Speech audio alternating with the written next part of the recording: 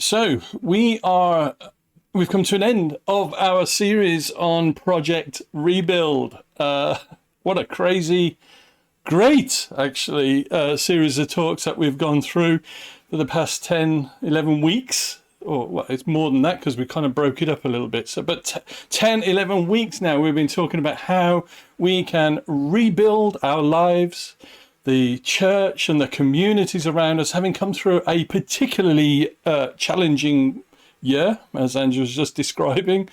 We have sat with... So we got a dog that started already. We've been sat with the Old Testament hero of the faith, Nehemiah. We've been making notes along the way on how, he's highlighted many key principles that he took hold of in the progressing through of the people of God's Project Rebuild, right?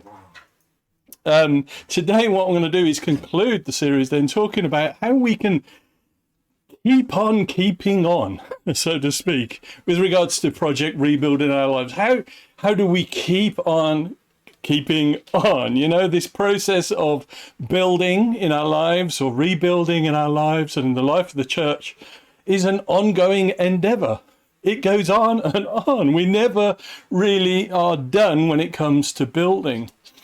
But how do we keep up that? How do we keep up that, make it a culture? How do we create that culture of rebuilding? How do we pass that on as somewhat of a legacy to our kids, our grandkids, and all those people that are coming to join and make VCC their home? That's what we're asking Nehemiah today, and that's what we're going to learn. Now, before getting into that, I really encourage you all to actually read through the book of Nehemiah.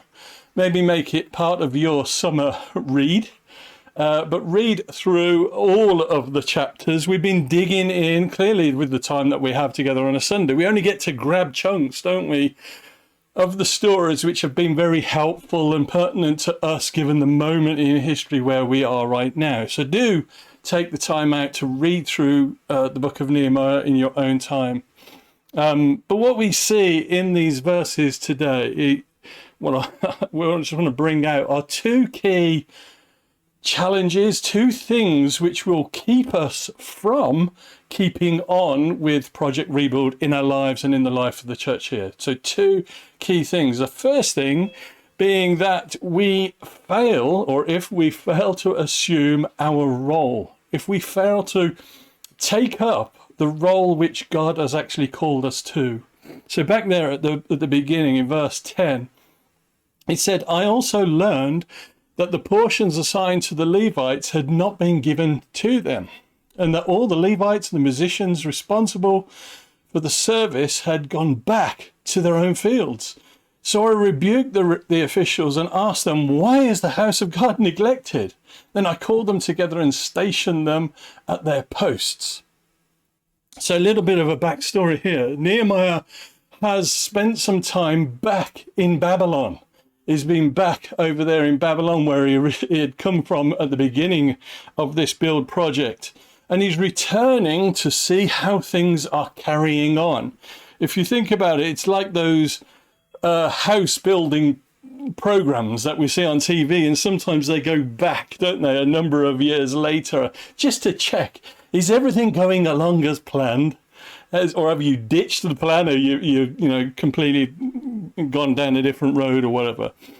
So here we have Nehemiah. He's standing at the center of a rebuilt city. He's come back to Jerusalem, standing in the rebuilt city, surrounded by rebuilt wall, and he observes that there's a number of things that are not going as planned in the temple. The Levites and the musicians were no longer living out their calling and their identity. And that was a bad situation. So bad that Nehemiah labels it as neglecting God's house.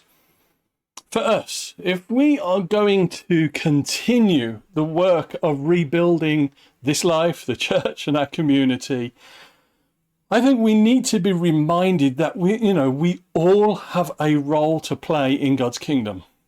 we are often here talking about how we all get to play. That's a phrase we often use, don't we? We teach here that God, he imparts into all of us, and this is irrespective of age, irrespective of gender and ethnicity and background.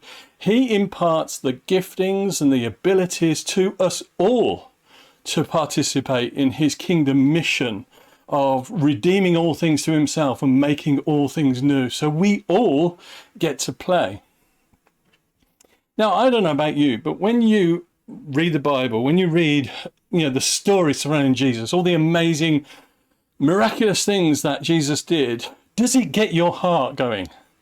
Does it make you kind of feel, God, I want to do that stuff. I want to do that. It does for me. I want to be out there in our community giving prophetic words to people. I want to be out there laying hands on people and seeing them miraculously healed and restored. I want to be able to give a word of wisdom from heaven to those who are in broken marriages and see those relationships restored, brought back together again. I want to be out there spreading out the extravagant kindness and generosity of God that he has shown to me. I really do want to see people's lives transformed by the love of Jesus. And that, I believe, is what Jesus has for us. So, when he spoke about us, spoke about how he came to give us life and life to the full, I think that's what it is. It's doing the stuff of the kingdom. So I don't want to just read about the things of Jesus and the stuff that he did. I don't just want to study that. I don't want to read about how other people around the country or around the world are doing the stuff. I want to do the stuff as well. But why is it that we settle for so much less than what God has for us all? I remember a great little story that John Wimber, the founder of the Vineyard Movement, he was talking about how he had only just come to faith in Jesus, and he was visiting a church for the very first time.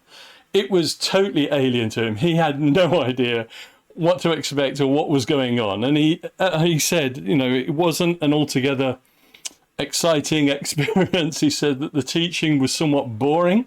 The way that the speaker spoke was bizarre, weird. The music was just bad, and seating the most uncomfortable ever. But partway through the service, he turned to his friend who had invited him along, and he whispered, "Hey, when do we get to do the stuff?" To which his friend sort of turned to him and said, "Stuff, stuff. What are you talking about? Stuff." John replied, the stuff that Jesus did. When do we actually get to do the stuff? So his somewhat perplexed friend, I said, no. We don't do the stuff. We don't do that. We read about that. We teach about that. We get overwhelmed and wowed by that, but we don't actually do it. To which John Wimber said, "And I gave up drugs for this." Are you kidding? But why is it? Why is it that we settle for so far less than what God has for us? And so what I want to propose is probably two key reasons behind this. Firstly, I think it's because we have become a society of spectators. We really do. As an example of this, as I said earlier, as we've come through this pandemic, we have had to adapt as a church. We've had to learn new ways of functioning, not least this whole thing about learning the whole thing about online live streaming, Zoom meetings and so forth. But as I was investigating and learning all about all of this, what I found out was just how huge online game streaming is. I don't know whether you was aware of this, but millions upon millions of people tune into YouTube and Twitch and all these other streaming platforms simply to watch other people play games. Yep, they watch. We just want to. Now, I kind of find this bizarre. I don't really get it. As someone, I grew up in the 80s as a techie sort of kid. I love computers, love gaming. You know, me and some of my mates, we would often have sleepovers, which was kind of a crazy description because sleep never really came into it. You know, we we would often stay awake all night playing computer games. Yeah, that was the whole thing. It was playing the game. But today, millions of people find their enjoyment in tuning in to watch other people play games. We are a society of spectators watching from the sideline and often criticizing those who are actually on the field. You know, well, that's something for another day to talk about. But the thing is, we often bring that mentality into the church as well. You know, we spend lots of our time watching others do things that we actually could get to do ourselves. We read the Bible of the stories of Jesus. We see all the stories of those who were close to Jesus, doing all the amazing things that he did. We read books, don't we, about the people that they've written, how God has used them in this whole area of healing and prophecy and so on. And we're marveled by all of this. We're wowed by all this, and yet we don't do it. We buy into the lie that Christianity is a spectator sport. Well, of course, not us here in the Vineyard in Daventry. Of course, doesn't really apply to us because, you know, we don't buy that, obviously. But the thing is, spectator Christianity isn't what God has for us anyway. It's not what he has for us. It's not what it is meant to be, a follower of Jesus. You know, here at the Vineyard, we talk about us becoming disciples, or apprentices is the word we use, don't we, often? Apprentices of Jesus. And we say there are 3 key characteristics of what it is to be an apprentice of Jesus. And maybe you'll remember this from when we were talking about it a while ago, if you've been around for us for a while. An apprentice of Jesus then is one who is firstly close to Jesus. We remain close to him. Secondly, it is one who is becoming more and more like Jesus. And 3 then is the one who is it's doing the things that Jesus did. It's those 3 things. We are becoming closer, get closer to Jesus, become more like Jesus, and thirdly, doing what Jesus did. But instead, what is common within the church today is that we try to gain life, get this life alive to the full, in watching others. We consume their experience. I think that's what it is. We become consumers, seeking to take out from what others do. But we all come to God initially as consumers, but we have to go from being consumers to contributors in God's kingdom work. So that's the first reason. I think we become akin to spectating, being spectators. Another reason why I think we fail to assume our role in God's kingdom is due to the fact that we succumb to a superhero mentality. And we've all seen the superhero movies, the Marvel movies, right? Or is it DC Comics for you? Maybe that's your thing. We all have those favorites, you know, the favorite superhero. Is it Superman or Wonder Woman there on the picture? Or is it Captain Marvel, Iron Man, all those different sort of people? They all kind of captivate us, don't they? They represent people who they look like us, and yet they have this often secret capacity, this strength and ability that takes them well beyond the limitations of normal humanity. And we are captivated by that. We dream about being like that, knowing that actually we never could be. Now, there's nothing wrong with being captivated by those superhero stories and those movies that we watch. The problem comes is when we bring that mentality into the church, where we sometimes do. I can almost guarantee that even within our little church here, there are those that come along and they see individuals and they look at them through kind of superhero glasses, you know. And there are those here who think, oh, wow, I heard such and such telling that story about how there was a healing story when they prayed for somebody out in the street. Or that story about that couple in the church who they gave a word from God to a complete stranger and it just seemed to hit the mark. And then they go on to think, man, I couldn't do that. God would never use me to do anything like that. You see, that's the lie of superhero Christianity. The lie that says that God has singled out this or that individual, or this couple for stardom and to do all these amazing and miraculous things. But you know what? The rest of us, we're just here to keep the seats warm and to be pleasant and smile at the right times to people, Now, I'm not talking about, by the way, living a life that is free from feelings of inadequacy. Man, I feel inadequate nearly all of the time. Those are natural sort of feelings. But what I want to do is just rid from our church this whole mindset that there are some people who get to do certain things that Jesus did, but the rest of us, we don't.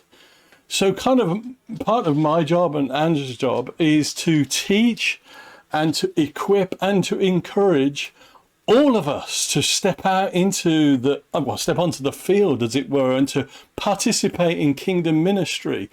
And that includes children, by the way. That includes all of us. So whoever you are, young or old, I would just love to see you, all of us here, equipped and able to actively pray for the sick and cast out demonic powers from people and share your faith, share the gospel message with a schoolmate or a work colleague, or lifting up an individual who's trapped in poverty and giving them hope.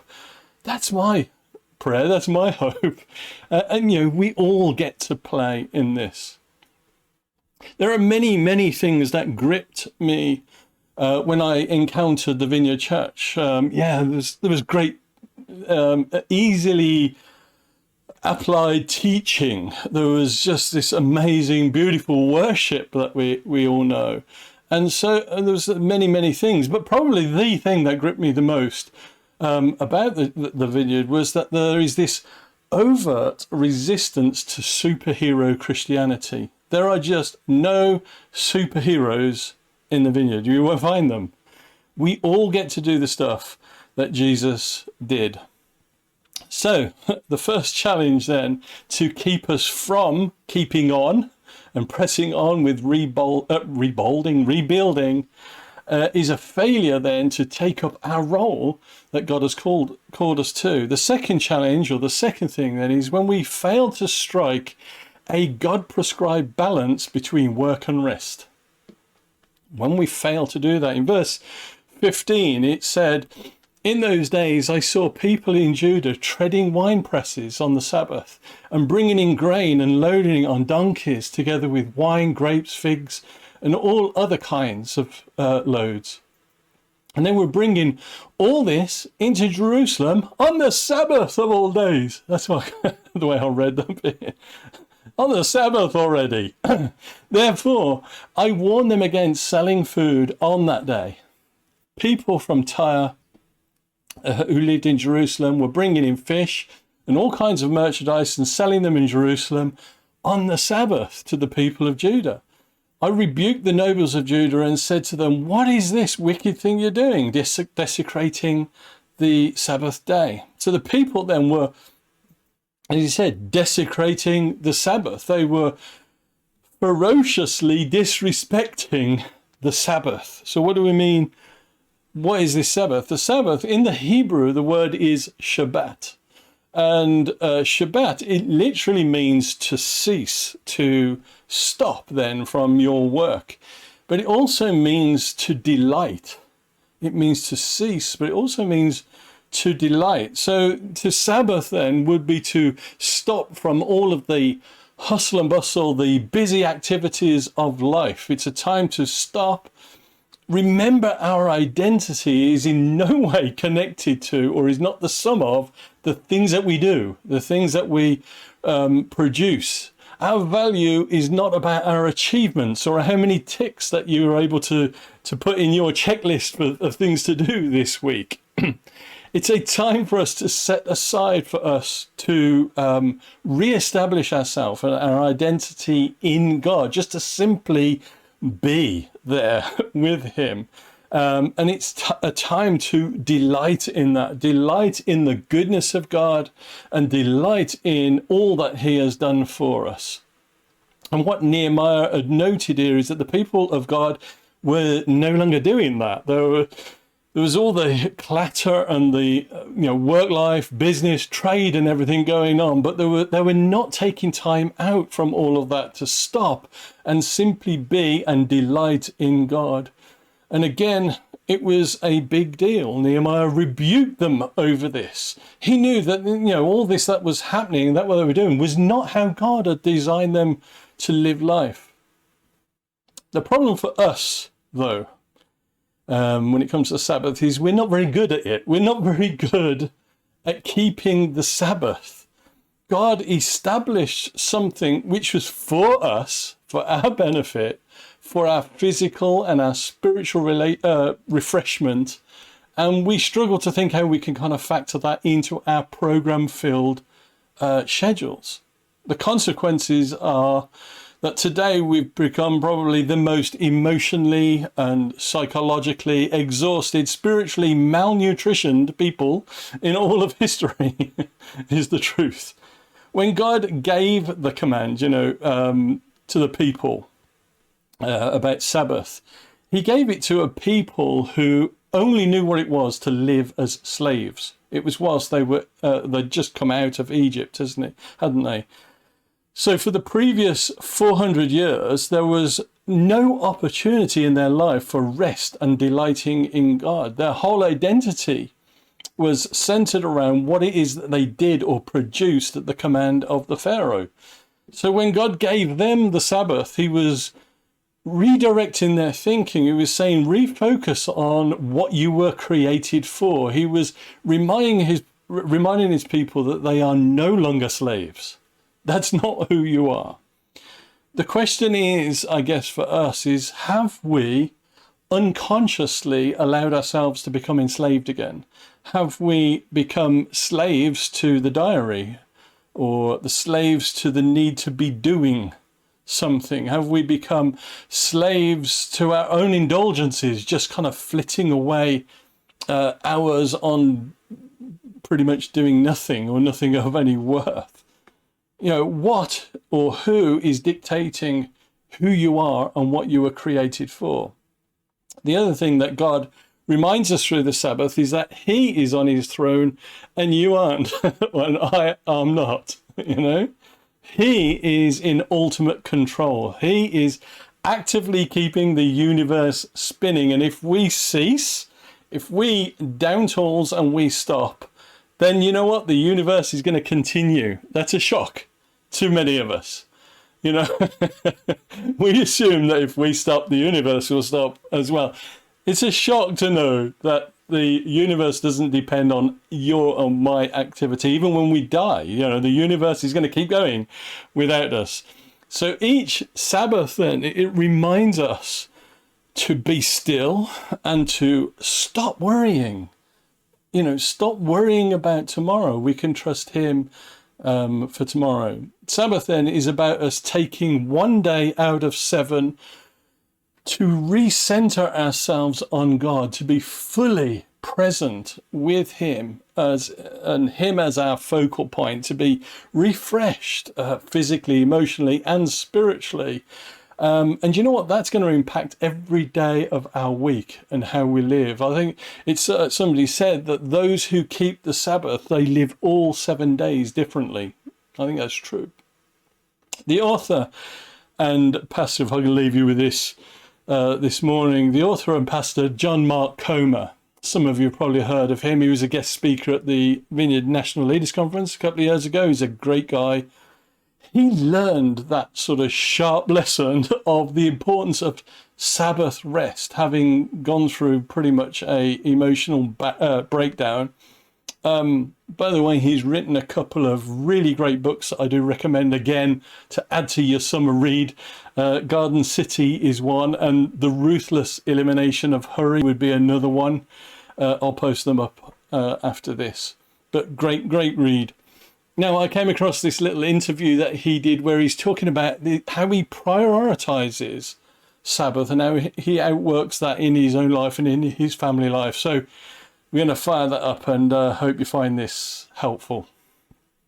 So tell me more about your role and calling as a church leader, because I understand that's been through some fairly significant changes. Yes. And you actually had a period of, I think, of burnout. Yeah. Tell me that story of what happened. Yeah, well, when we planted, I mean, some of the backstory there is we planted, I was 23, I was the co-planter basically, became lead pastor when I was 28, and we grew by about 1,000 people a year for about 7 years straight.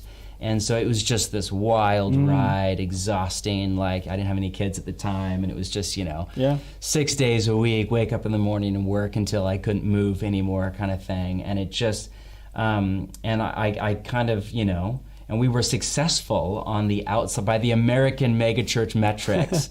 Everything we were doing was just, everything looked great. Yeah, it was just killing it, But yet on the inside, I was dying. My own transformation to become more like Jesus of Nazareth was at a standstill because I was just so emotionally unhealthy from all the work. And I was learning the hard way that I don't fit the mold. I'm not an extroverted CEO. At one point we had, I think, 93 people on staff or something like that. That's not a pastor or a Bible teacher. That's a, executive director of a nonprofit. That's not what God made me to do. So I had to learn the hard way that I'm a human being, I'm not a machine, that I was made to work, but I was also made to rest, that bigger is not always better. And quality and quantity are often in tension. And I had to learn the hard way who I am and who I'm not. And that has been a really hard journey, but so much freedom has come out of it as I've realized, I'm not the extroverted CEO, type A, mega leader. I'm a introverted, kind of melancholy thinker, bookish, reader, writer, teacher. And that's what I love. And so, I stepped down and demoted myself, which I go around telling people, demote yourself. It's the best thing I ever did. And demoted myself and stepped down from leading our little family of churches, asked if I could just lead our one in the city, which is where we were living, and our heart has always been for the urban core. And that was 3.5 years ago, and I have not looked back. I mean, it has just been life-changing. The last couple of years, I've basically just devoted my life to slowing down. I think that Dallas Willard said that hurry is the great enemy of spiritual life in our day. He had this great little line, you must ruthlessly eliminate hurry from your life. So I've just been trying to slow down, really order my life around the spiritual disciplines, prayer, fasting, reading the scriptures, Sabbath, a weekly meal with my community, worship on Sunday, living simply through generosity and justice and just an affront to materialism, which is so widespread in our culture, and really just making what Jesus called abiding, whatever you want to call that. Brother Lawrence called it the practice of the presence of God. I love that. Making that the number one priority in my life. And there's been other things too, therapy and community and help and mentorship.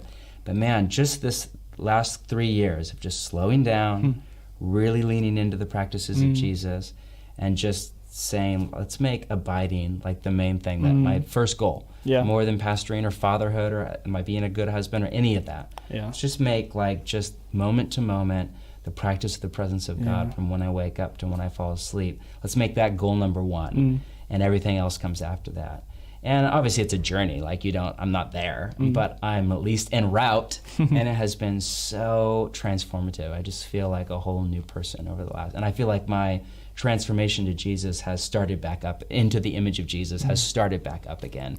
And we still have a long ways to go, but at least we're moving in the right direction. When I read your book, Garden City, I think my favourite passage in that book was where you describe your Sabbath. Yeah. And you describe what you and your family do it's not a Sunday, because obviously you're preaching on a Sunday, so whatever day of the week it is, you have a day where this is your Sabbath, you're not working. I love ritual and routine and rhythm. I'm kind of a rules person. I know a lot of people hate rules. I love rules. They make me feel safe.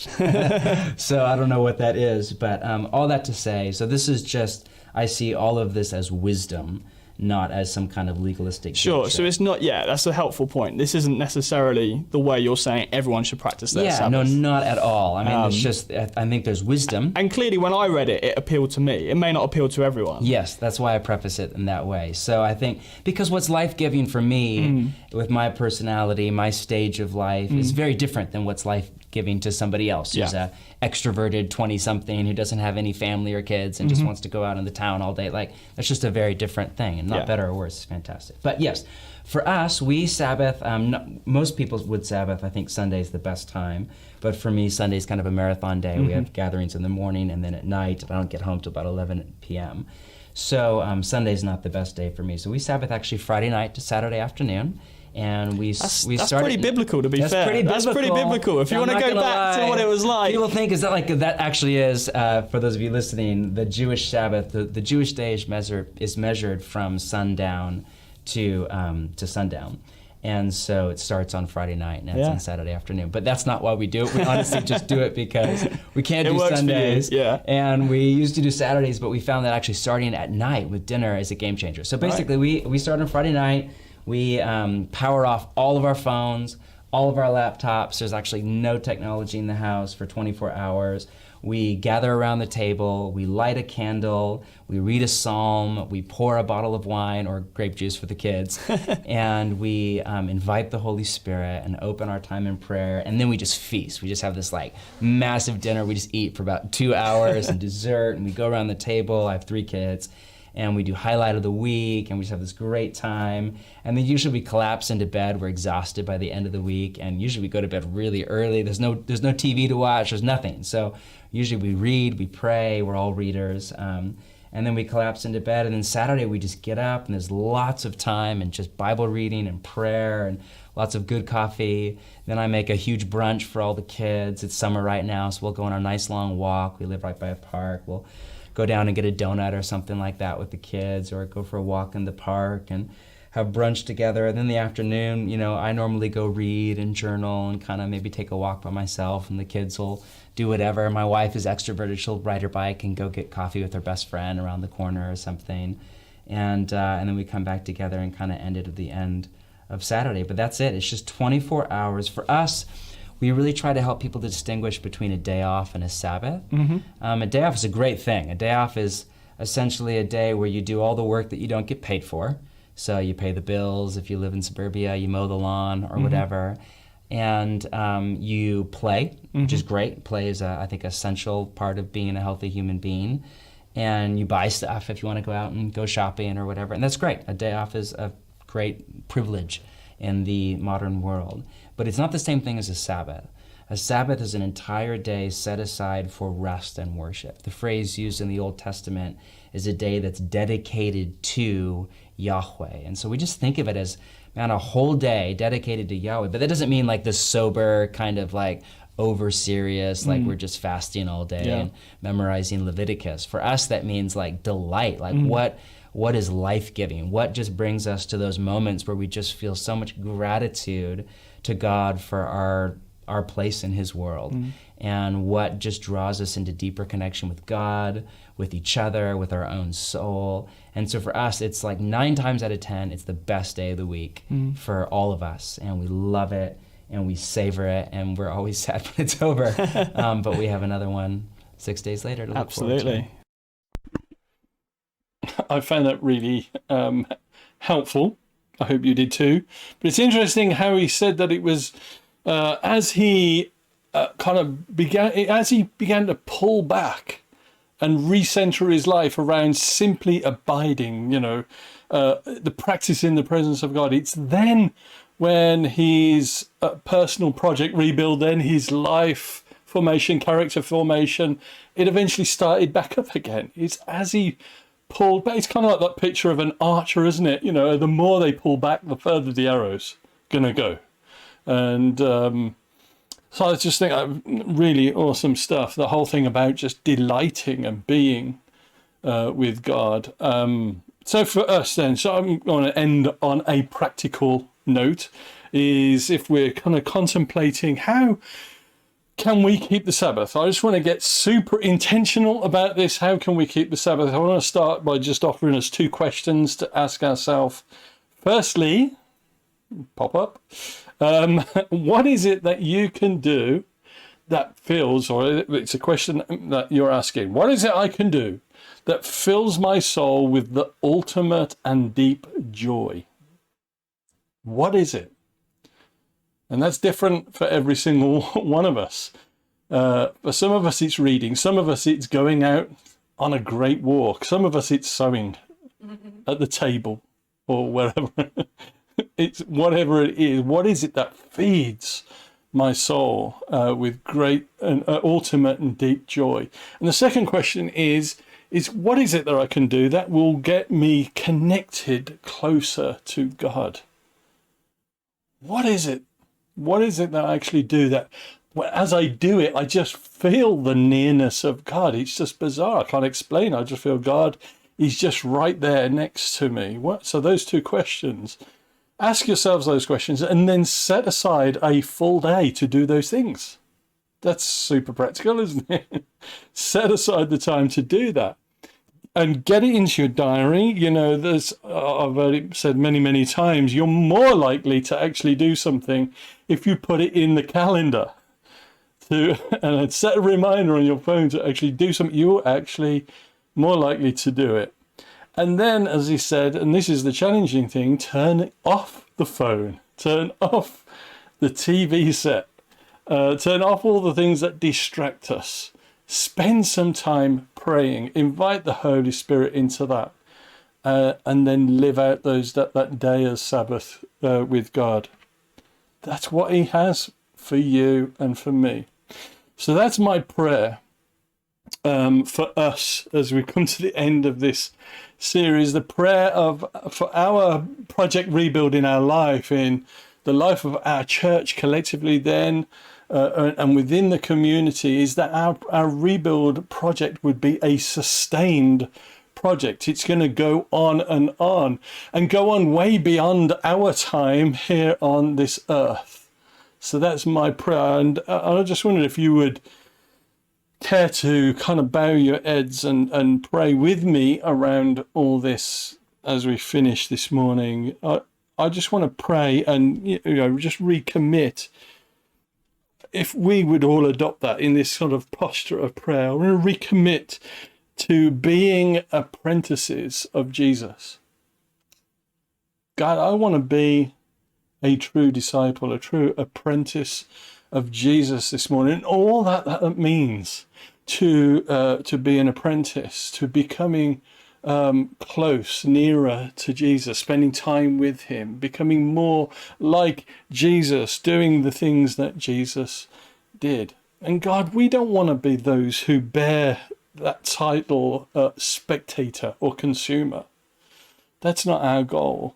God, will you make us contributors to your kingdom purposes here in our homes, in the areas where we live, and this part of our land. Father, we want to express gratitude for that truth that you do remarkable things through faceless nobodies. That's us. You do remarkable things through people like us. We don't have to be super gifted.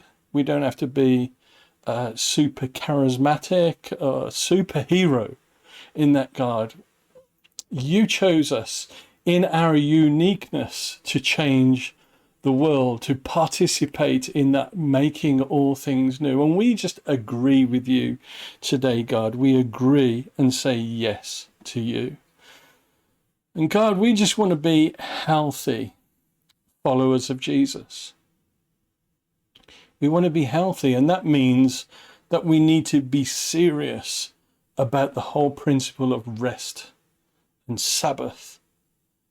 And so we want to take that seriously. That thing that you gave to us, we commit to preparing and reorganizing our lives around the Sabbath.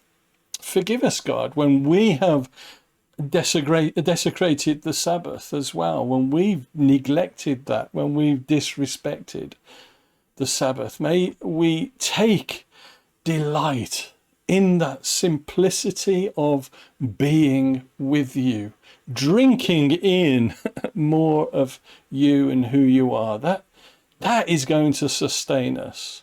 That is going to enable us to keep continuing on this ongoing building, ongoing rebuilding of our lives, of our church and the surrounding communities. So all these things, God, we lay into your hands for your glory and for your name's sake. In Jesus' name, amen.